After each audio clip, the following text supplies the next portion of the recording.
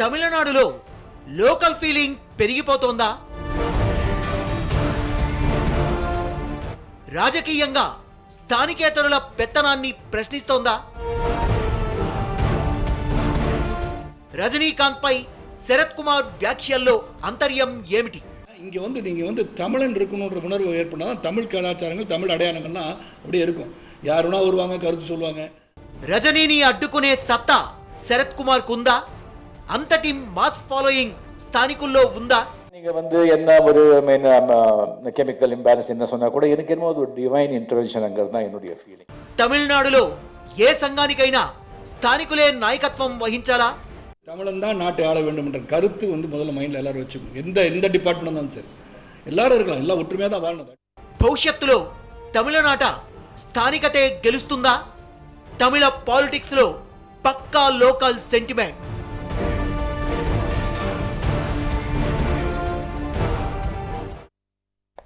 రజనీకాంత్ ఈ పేరు వింటేనే తమిళనాడు ఊగిపోతుంది.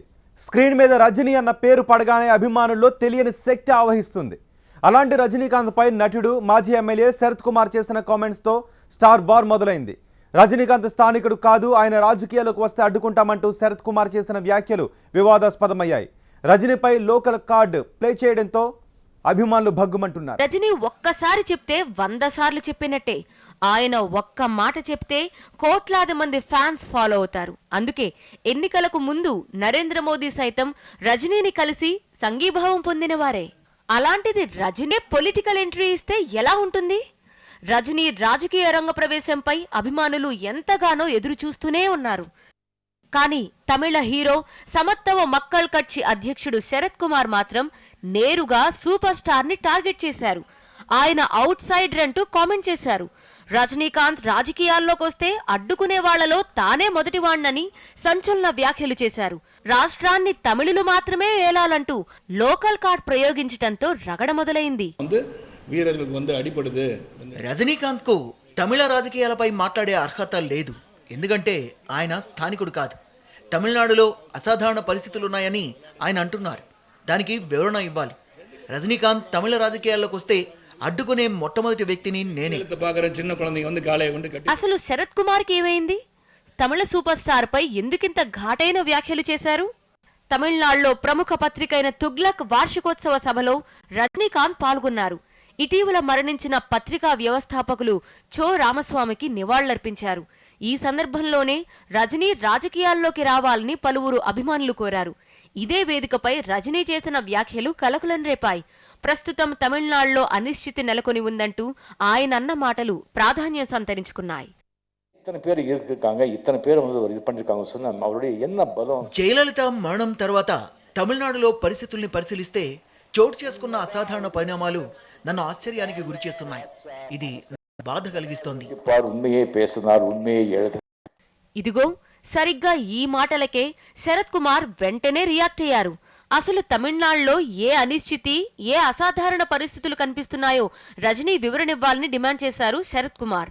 ఒక వారం రోజులు చెన్నైలో, 2 వారాలు బెంగళూరులో ఉండే రజనీకాంత్ కి తమిళ రాజకీయాల గురించి మాట్లాడే అర్హత లేదని వ్యాఖ్యానించారు. தமிழகம் சிறப்பாக இருக்க வேண்டும் என்று சொன்னால் தமிழர்கள் இங்கே ஒற்றுமையா இருக்கணும். తమిళనాడులో నెలకొన్న అసాధారణ పరిస్థితులు ఏంటి? ఆయన ఇంటి నుంచి బయటకు రాలేకపోతున్నారా? జయలలిత మరణం తర్వాత ముఖ్యమంత్రి పన్నీర్ సెల్వం రాష్ట్రం కోసం ఎంతో కృషి చేస్తున్నారు. వార్దా తుఫాన్ సందర్భంలో కేంద్ర సాయం కోసం ఢిల్లీ వెళ్లారు. మద్రాసుకు కృష్ణా జలాల కోసం ఆంధ్రప్రదేశ్ ముఖ్యమంత్రిని వెళ్లి కలిశారు. తమిళనాడులో రాజకీయంగా ఎలాంటి అనిశ్చితి లేదు. రజనీకాంత్ రాజకీయాల్లోకి వస్తే అడ్డుకునే మొదటి వ్యక్తి తానేనని శరత్ కుమార్ చేసిన వ్యాఖ్యలు దుమారం రేపాయి. అనేక చోట్ల రజనీకాంత్ అభిమానులు రోడ్ల మీదకొచ్చారు. శరత్ కుమార్ దిష్టిబొమ్మని దగ్ధం చేశారు.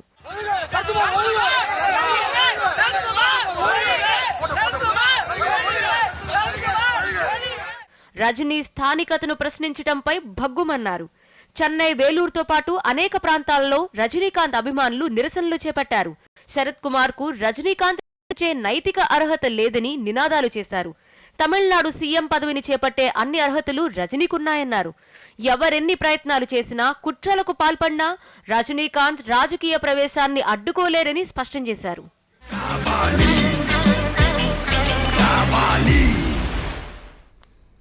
రజనీకాంత్ని రాజకీయాల్లోకి రాకుండా అడ్డుకునే సత్తా శరత్ కుమార్కు ఉందా? తమిళ రాజకీయాల్లో నెలకొన్న శూన్యతను రజనీకాంత్ భర్తీ చేస్తాడు అన్న భయం అధికార విపక్షాలకు ఉందా? ఆ భయంతోనే శరత్ కుమార్ లాంటి వాళ్ళు రజనీని భయపెట్టే ప్రయత్నం చేస్తున్నారా? స్థానికేతరుడు అనే ముద్ర వేసి రజనీకాంత్ను అడ్డుకునే శక్తి శరత్ కుమార్ లాంటి వాళ్లకు ఉందా? రజనీకాంత్ పై శరత్ కుమార్ కి ఎందుకంత కోపం?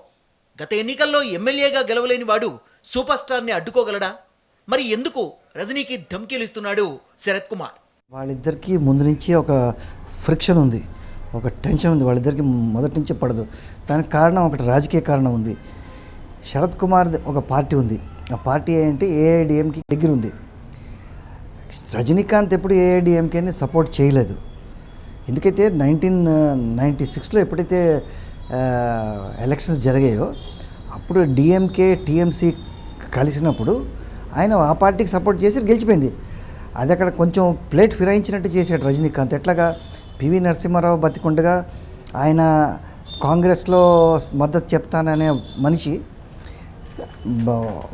అదే చేస్తుంటే కాంగ్రెస్ ఏడిఎంకే ఒక పక్కను టీఎంసీ టీఎంసీ అంటే తమిళ్ మణిలా కాంగ్రెస్ను డిఎంకే ఇంకో సైడ్ ఉండేది.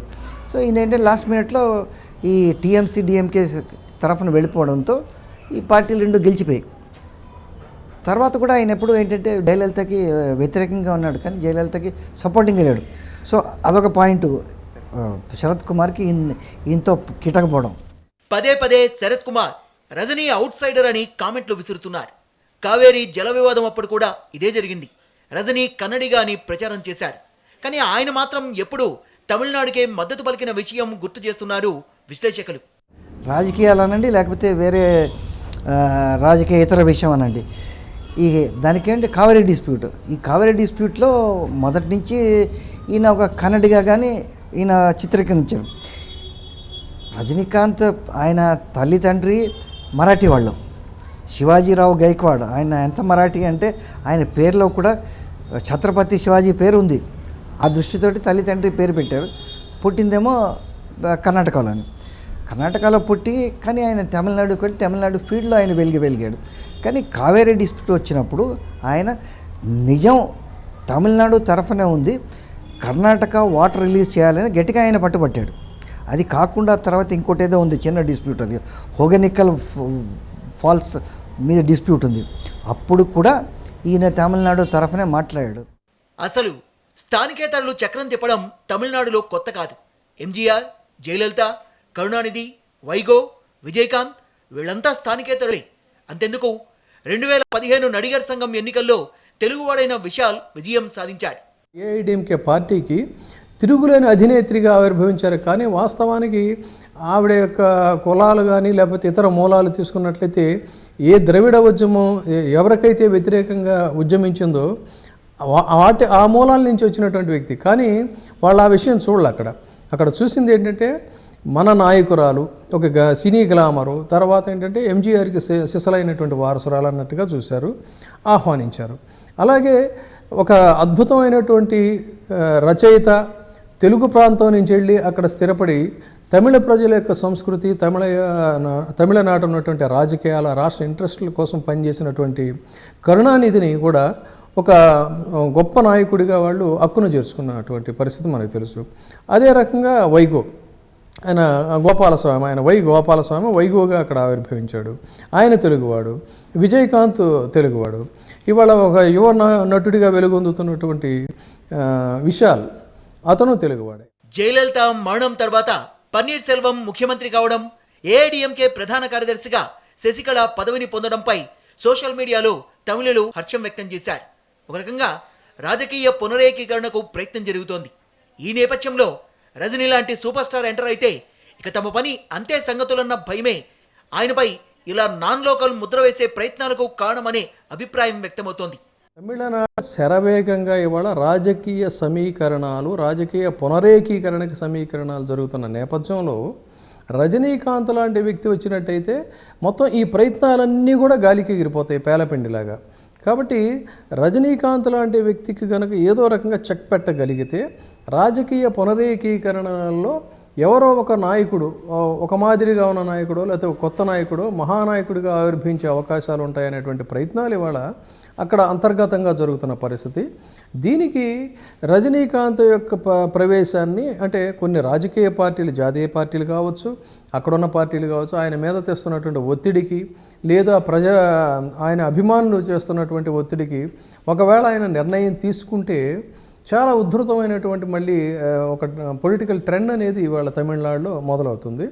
సో దీనికి గండి కొట్టే ప్రయత్నంలోనే ఇవాళ శరత్ కుమార్ లాంటి వాళ్ళు ఈ నాన్ లోకల్ ఫీలింగ్ తీసుకొచ్చారు. 2 ఏళ్ల క్రితం నడిగర్ సంఘం ఎన్నికలప్పుడు కూడా విశాల్పై శరత్ కుమార్ వర్గం నాన్ లోకల్ అని ప్రచారం చేసింది, కానీ ఫలించలేదు.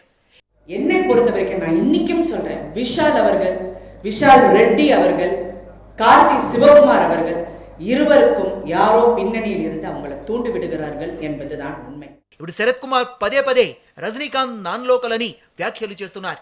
కానీ ఆకాశమంత అభిమానం ముందు ఈ స్థానికేతర ప్రచారం నిలుస్తుందా? ఏ మాత్రం నిలవదంటున్నారు విశ్లేషకులు.